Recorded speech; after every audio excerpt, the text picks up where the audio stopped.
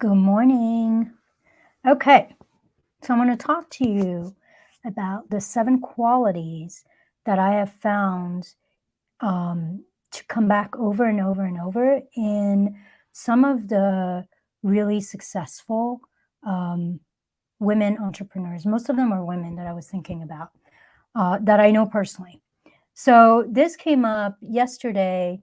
I had this great group with my Sovereign Entrepreneur Academy, and we talked about, I actually shared the profile of 7 of the women I know personally from my own mastermind that I'm a member of, who are in a transformational and healing space and are making 6, multiple 6, some of them 7 figures.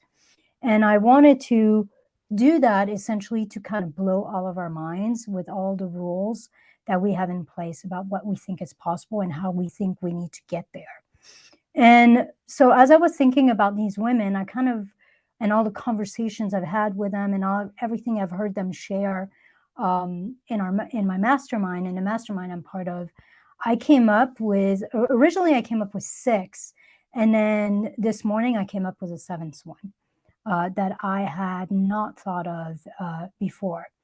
So I'm going to go through those, and one of them was really impactful for me because it's something that I hadn't realized I'm not quite doing, and I will also share that with you.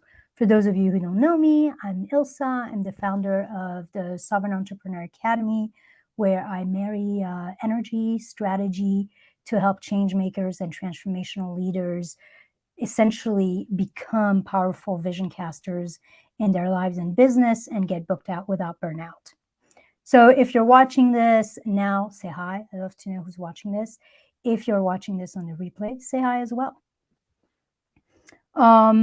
Okay, so let's talk a little bit about these 7 things. The first one that I noticed with all of them, and by the way, every single woman I'm talking to you about, yeah, vision caster. That's been something I've been playing with. Hey, Sharon.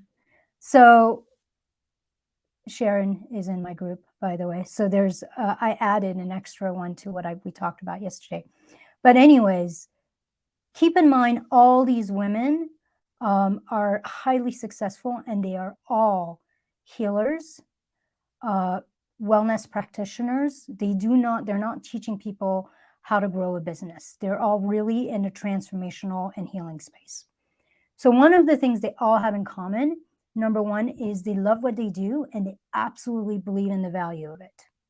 So they know and feel like what they're doing is the shit, and that they're changing and transforming people's lives, and they don't have any doubt about that.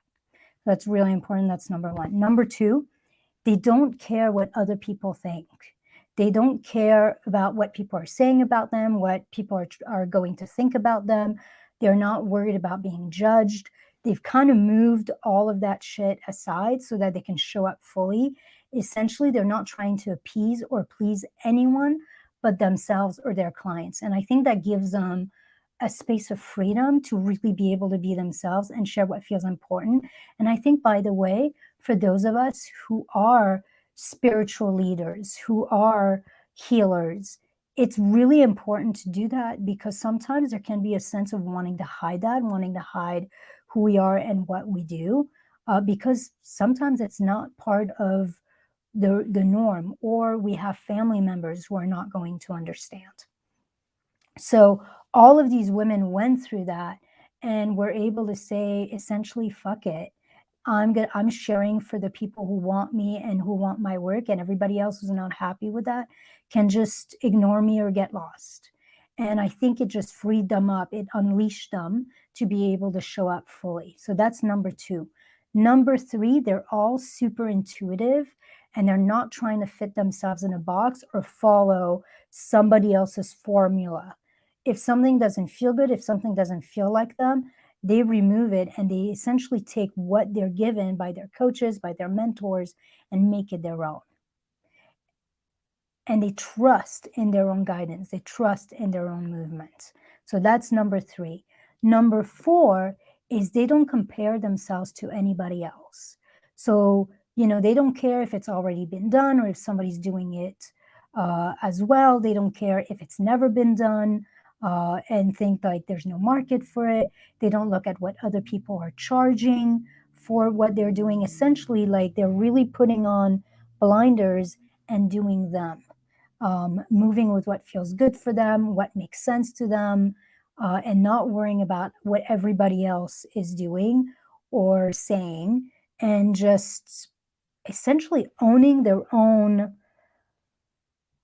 almost like what they're doing is so unique because it comes from them that it cannot be compared to other people.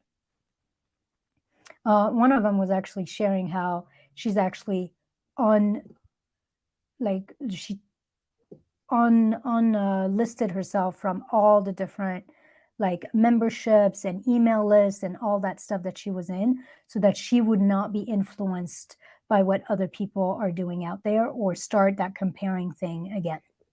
So that is number 4. Number 5 is they have discovered a reliable way for them to move through overwhelm, to move through fear, to move through feeling triggered and any kind of limiting beliefs that pops up for them. And so that's the thing too that was interesting for me, is we think of women like that, or men, we think of people who are super successful and we think that they're not having the same limiting beliefs that we have. But that's not true. They're all thinking, what if no one buys? No one will pay this price for my program.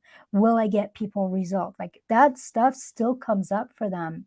So I think the difference between them and a lot of other people is they've really discovered, one, they don't really believe it all that much anyways, at this point. And they've also figured out a way to soothe their nervous system and to essentially elevate their frequency when they get kind of stuck in the mud a little bit. So that's number 5, is they all have a really reliable, consistent practice, essentially, for keeping their energy up and for releasing limiting beliefs. Number 6, and that's the one I didn't have yesterday, is one of the things I noticed about these women is they've let go of perfectionism. Like, you think of a 6-7-figure earner or multiple 6-7-figure earner as someone who's going to have everything right. They're going to have the exact right sales page. They're going to know their stuff. They're going to have all the tech. They're going to look a certain way. They're going to be all branded. And actually, none of these women have that in place. They don't have any branding that I could see. And you know what I mean by branding? Like those pictures where you're like there with your champagne and you have all these colorful thing and you have the colors that come back. Like none of these women have that. They're not branded. They don't show up like overdone and super done. They don't wait for everything to be figured out or perfect to move forward. They essentially like allow themselves to be messy and to show up exactly as they are. A couple of them have kids, young kids, and sometimes they'll show up like with a baby on their hip or something like that, like noise in the background. Like they're essentially let go of having, like ironing out all the wrinkles in themselves and in their business and in how they show up, and they're just showing up.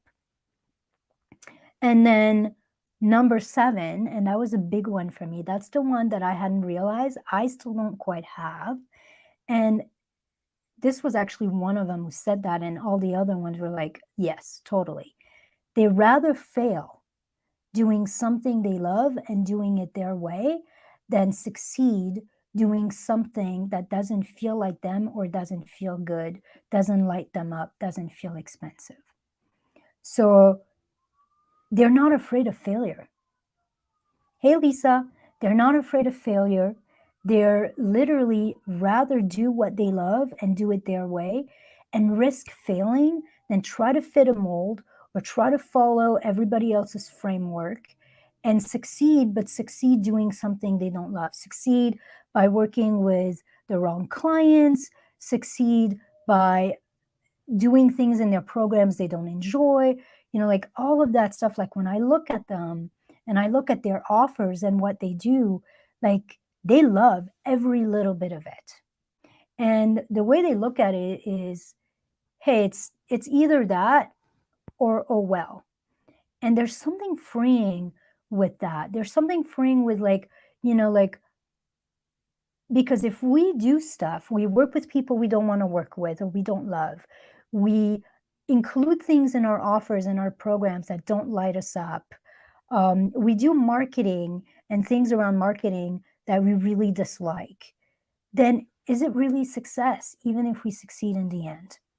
So, like, these are the 7 things that I have seen, and I'm gonna tell you something, I know a lot of people who do everything right, a lot of entrepreneurs who do everything right. Hey, Debbie, thanks for joining, everyone. I see a lot of entrepreneurs who do everything right and still don't get where they wanna go. Like, they're following all the things, um, they're listening to their mentors, they're running through the framework. I mean, I had a call once where I went to see this mentor and I went with an idea. And my mentor was like, yeah, no, do it this way, do it that way. And by the time, honestly, that I walked out of this call, it was for like a low end offer. My offer didn't sound like what I came in was totally different than what I left with. And at that point, I was like, okay, I'm paying for this mentor. I'm going to trust her. If she says that that's what I need to offer and that's what I need to call it, then I'm going to move with that. But nothing happened with it. It didn't work. It didn't work because it didn't come from my heart.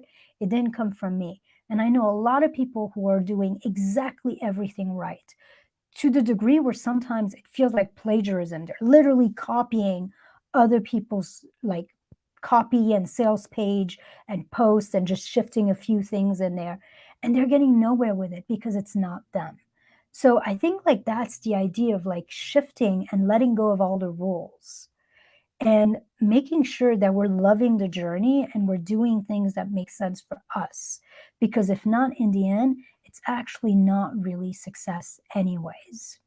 Um, so that's what I have. For those of you who are interested in playing with that idea a little more and shifting, I'm opening a handful of one on one spots for people to work with me. So if you're ready to make 2022 kind of like your breakthrough year, then reach out to me. I work in groups, obviously, but there's something special about one on one and being able to kind of really figure out what the block is for each person and find that unique solution. Again, that's going to be aligned and in flow with them and their business and their dreams, and not just like a recipe that everybody else is supposed to fit into. So if that feels interesting to you and you want to just have a chat with me to see if we're the right fit or you want to know the details, then just put connect in the comment or send me a message on Messenger and I will be excited to chat with you. I love talking with kind of soulful entrepreneurs and seeing how we can support each other and how we can collaborate, anyways. All right, guys, that's all I've got for today. Thanks for those of you who joined me. And if you didn't say hi yet, say hi. And have a wonderful rest of your week and a lovely weekend. Bye.